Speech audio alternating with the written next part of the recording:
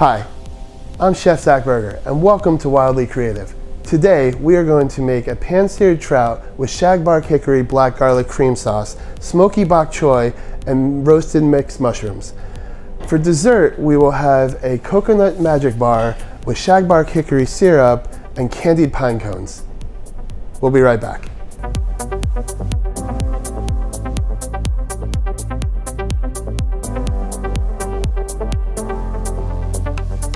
Hello and welcome to Wildly Creative. I'm Chef Zach Berger, and today I will be showing you how to make a pan-seared trout with shagbark hickory black garlic sauce, roasted mushrooms, and smoky bok choy. Let's get started with the mushrooms.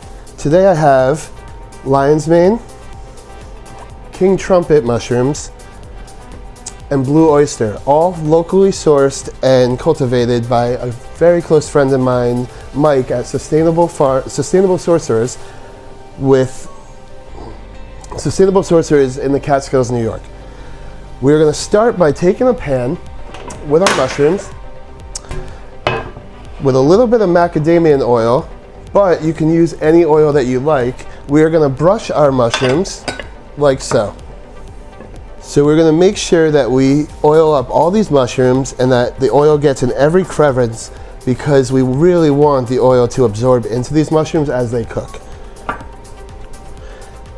So each mushroom here has a different texture and a different shape, but you can use any mushroom you'd like. Every mushroom has a different texture, a different taste, and for these are just some of my favorite mushrooms. However, you can use button, and of course, all chefs are gonna have once in a while problems with your tools, so make the best of it. And we're gonna continue to brush these like so. And then after we brush it, I'm gonna take my paring knife and I'm just cutting the ends right on here as so. Just like so. And if you crack the mushroom, that's okay. We are gonna throw out our ends, place them on our sheet tray. With this blue oyster mushroom, we want to make sure that we keep it intact because we want to roast it whole. We want to show the presentation is beautiful. We're going to have this kind of melt onto the pan. And then you'll see with lion's mane, you're going to have this little dirty, gross part of the mushroom that nobody wants to eat. So we're just going to cut that off, but we're also going to keep it intact right here. I'm going to give one more brush on the lion's mane underneath where we cut off, and same with all the other pieces. Just one more brush. And I preheated the oven to 400 degrees already, just so that we were prepared. And we're going to throw these right into the oven when we're ready, but we're going to prep all of our other stuff first. That being said, I have some bok choy from Tributary Farms in High Falls, New York. You can have the bok choy from any local grocery store, any farm. I like to use farm fresh produce. In the Hudson Valley and Catskill region where I am from, I absolutely am surrounded by beautiful produce like this bok choy. However, bok choy is very hard to come by in local aspects. We're gonna cut the end just about a little more than an inch off of the bottom and discard right into the garbage. And we're gonna clean these like so, right here. Give it a nice wash.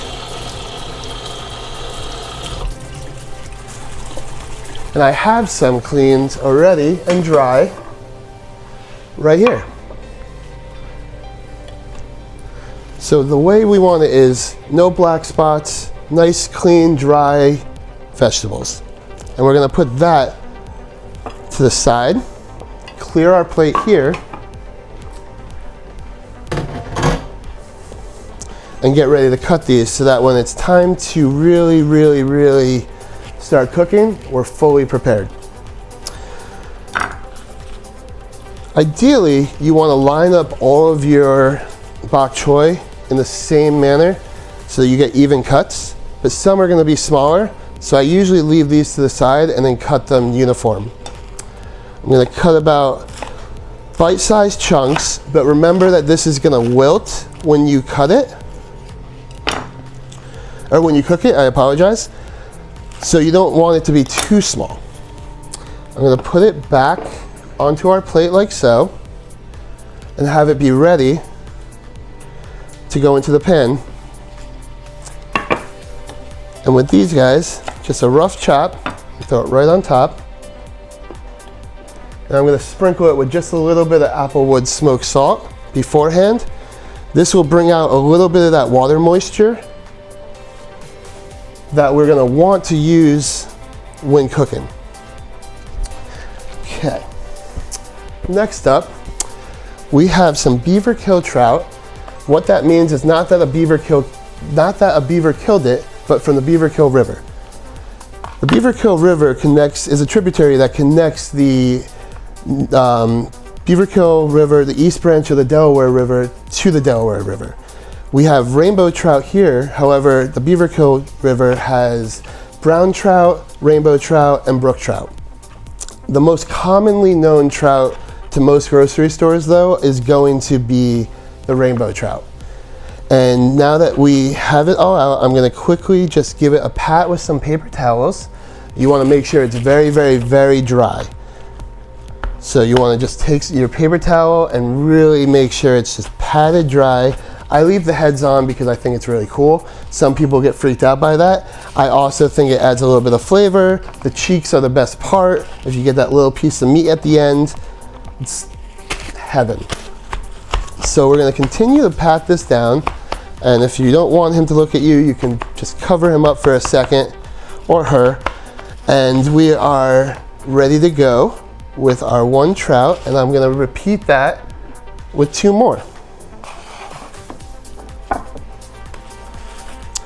So the Beaver Kill River actually is one of the main sites for trout throughout the US, and as far as farm focused and wild caught trout for most of the restaurants in the Northeast.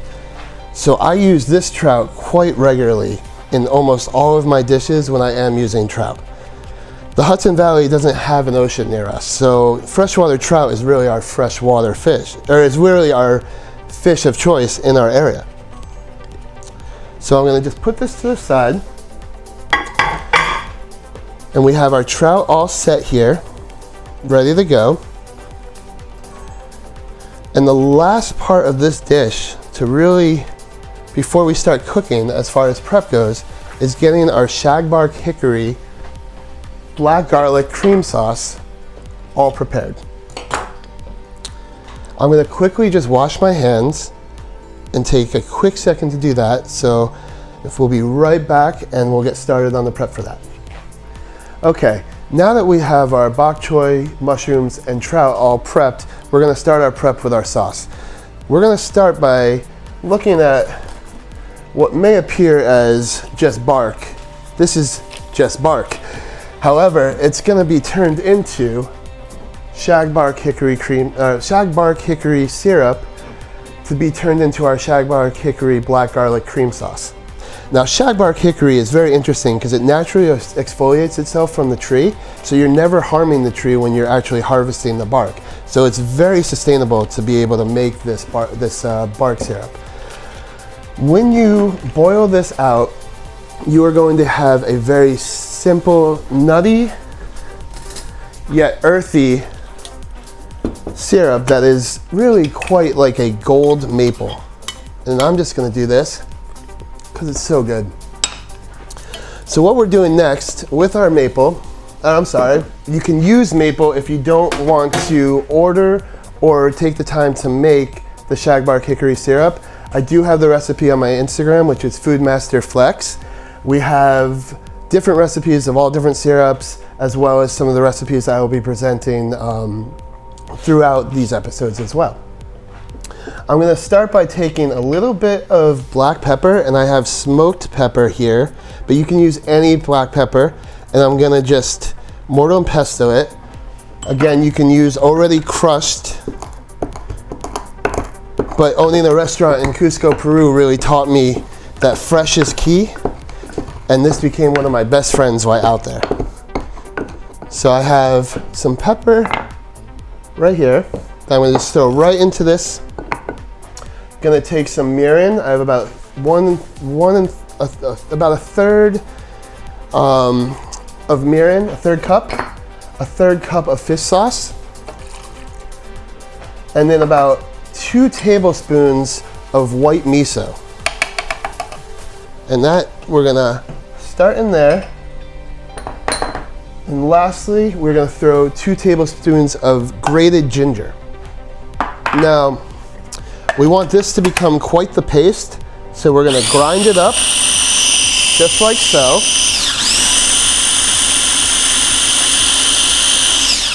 And then we're gonna leave it here to add to our cream for our cream sauce. Before we finish anything, I wanted to show you fermented black garlic. So originating in East Asia, some say Japan, some say Korea. I am not gonna get into that battle. However, these are black garlic. It's fermented garlic. So when you open it up, you get these beautiful, beautiful black garlic bites. So we're gonna use 3 of these for this sauce. And I'm just doing it over the garbage just because it gets kind of messy.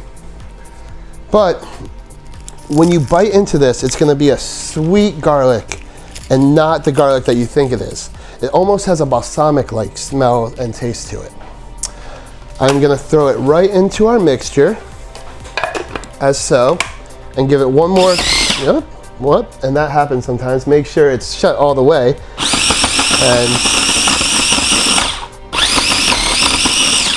And you'll see you'll have the little chunks of black garlic in there. And we'll take our tasting spoon. You'll get flavors of that mirin, which is a Japanese sake alcohol for cooking. You'll get the crispy black garlic. You'll get an umami flavor. It's really intense at first. So what you're gonna do is we're gonna take that, leave it to the side, and then we're gonna get our sauce started.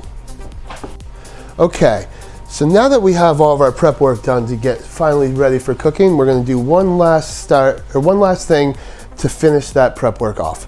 We're gonna take a little bit of salt, and any salt is fine with this. I just have some fine iodized salt here, just sprinkling a little bit over the fish, and just a little bit more, probably about a tablespoon altogether, 2 pinches. Then I have my pepper that we grinded before, and I'm just gonna put a couple pinches on each one. So 1 pinch on each one basically, so 3 pinches all together. And with this, you still have some of the full peppercorns, little chunks, so it's gonna be nice bites of a little bit of spice, the sweetness of the sauce, and then the saltiness of your umami flavors as well going with everything. So we're gonna flip these guys over, as so. And if pepper runs away, you just throw it back on. And we're just gonna give it a little dusting of flour over top. Doesn't have to be too crazy. We're just gonna, this will ensure that you get a little bit more of a crispy skin, because nobody really wants just flabby, gross skin on their fish. Might as well take it off. That being said, we are just about set up here to get going on our cooking and get wildly creative. I'm just gonna wash my hands and then it's go time. Okay, so now that we cleaned up our area a little bit, we're gonna go check on those mushrooms that we left in the oven.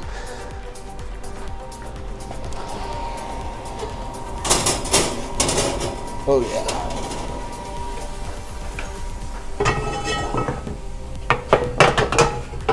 Beautiful.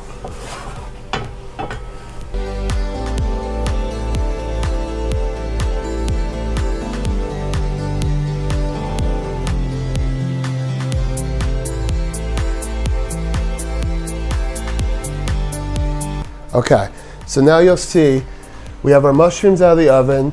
Each mushroom has a different consistency. You have the golden burnt ends of the lion's mane with a creamy consistency in the middle. You have the meaty mushroom of the king trumpet that is going to be crispy on top and then soft and meaty in the middle. And then almost the same with the blue oyster as you would have with the king trumpet as well. So these are going to be really nice meaty components to our dish to go with our trout. Let's start with our trout, and then we'll get finished with our sauce and bok choy and get going on plating.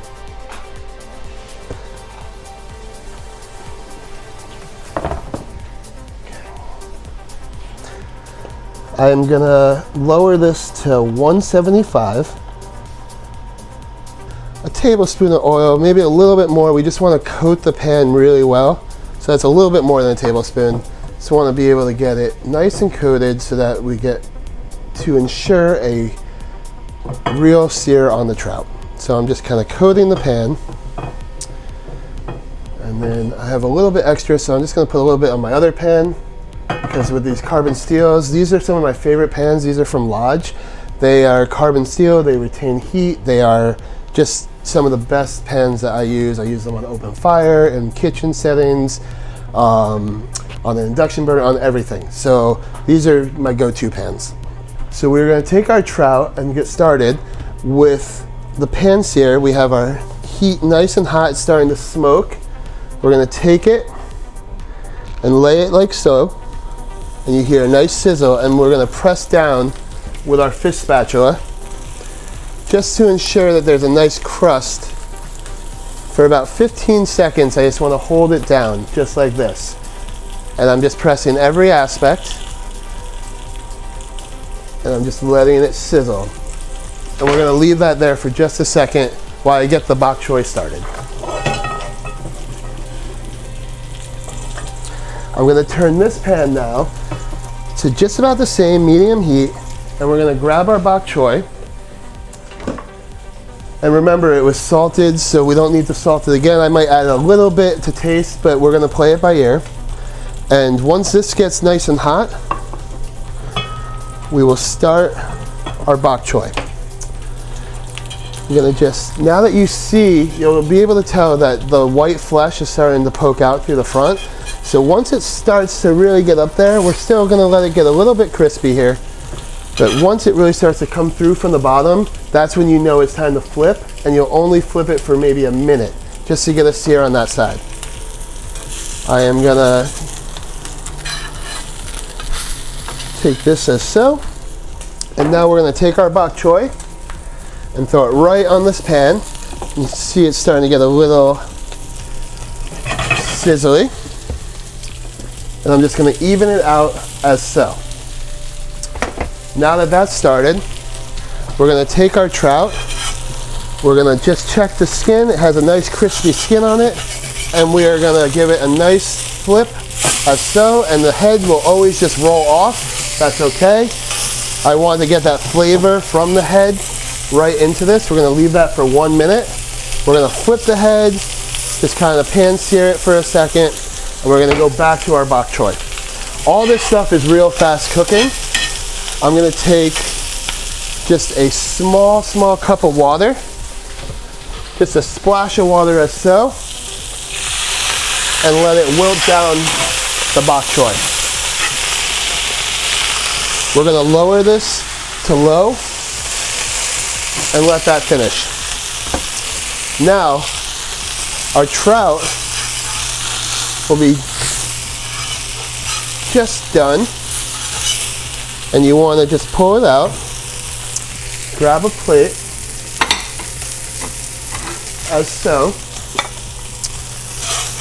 and we're just going to take the trout, head and all, as so, and leave it right here.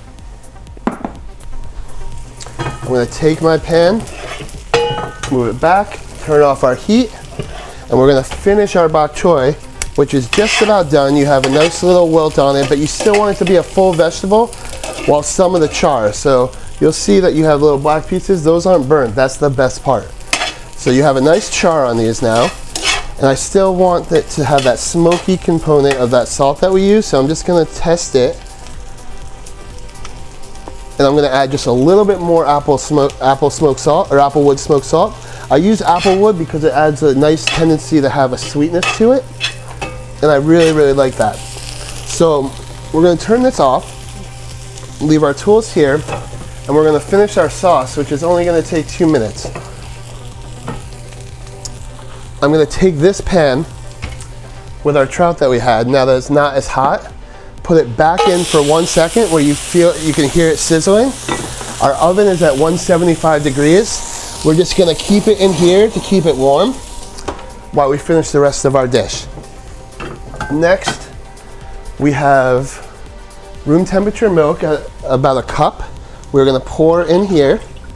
I'm gonna turn this on again to, actually, sometimes we have to get creative, and being a chef, you learn that you have no fingerprints.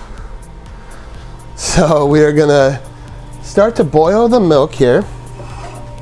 And as we do that, we're gonna take our sauce that we made with the black garlic, and we're gonna put that right in here, just as so. All that good stuff.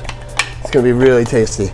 Get all these umami flavors, the black garlic, the sweetness, the creaminess of the milk, and we're just gonna kind of give it a nice stir like so. And we're gonna take, lastly, our shagbark hickory syrup that I have made, and we're gonna pour that in for a nice earthy, nutty sweetness to the dish. So now we wanna bring this to a boil. I'm gonna put this in the oven as well to keep it warm.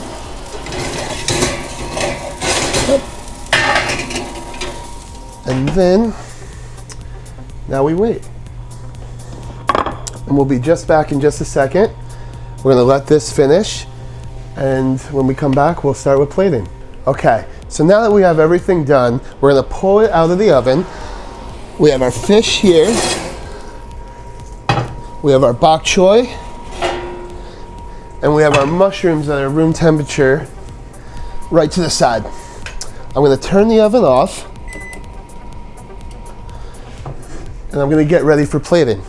This is one of my favorite parts, because with plating, it's the final step before you give it to someone to either absolutely love it or absolutely hate it. The goal is for them to absolutely love it. So you wanna make it as beautiful as possible. I have edible flowers from Winful Farms, pea tendrils from Winful Farms, some microgreens, kohlrabi, and gold pea shoots from Woodstock Microgreens, some candied pine cones from my friend locally in the Catskills, and some cilantro microgreens from Deadhead Farms. All super local, all can be found at local groceries or local markets, or to the farmers directly. However, if you don't have farmers in your area, you can really, with plating, get very creative. This is really about having fun. The part of tasting right is already done. Now it's just looking right. So we're gonna take our trout, as so. And always remember that you still have very hot pans. So we're gonna take our trout, put it right in the middle, as so. And don't forget that head. So. And this is actually where I'm going to grab gloves, because with plating, I'm going to be using my hands, and I don't want to ruin anything on the plate. Okay, so next we have our trout on the plate. We're going to take our bok choy, as so, and just sprinkle it over, as so.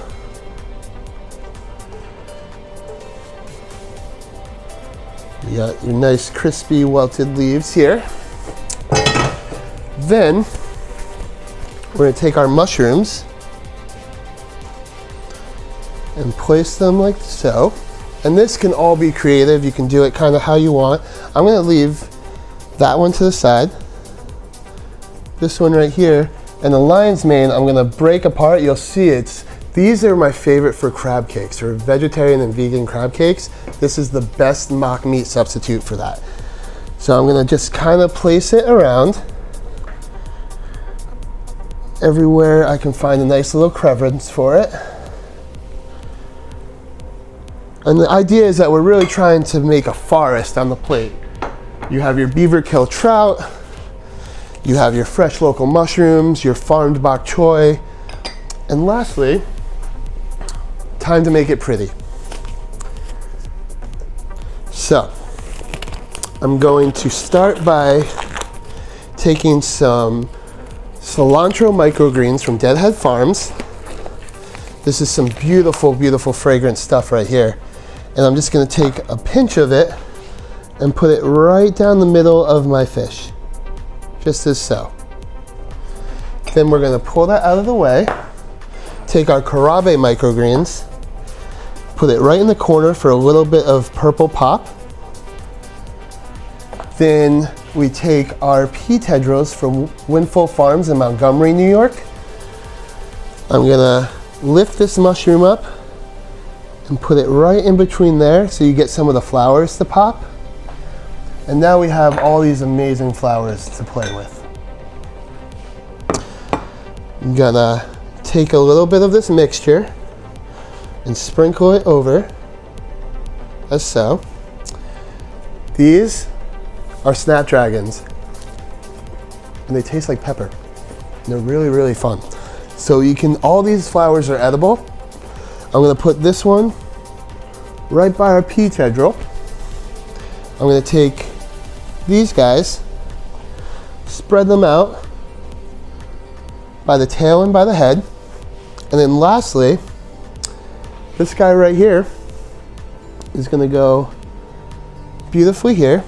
And we are gonna take our pea shoots and finish it off as so. And here we have my shagbark hickory black garlic cream sauce. Oh, actually, I lied. We don't have that yet. We are gonna finish with the sauce, actually. Sometimes chefs make mistakes, but when we do, we always catch it. So I have my finished sauce here, and I'm just gonna drizzle it over the fish as so. And now you have my shagbark hickory black garlic pan-seared trout with smoky bok choy and mixed roasted mushrooms. Local to the Hudson Valley Catskill region and beautiful.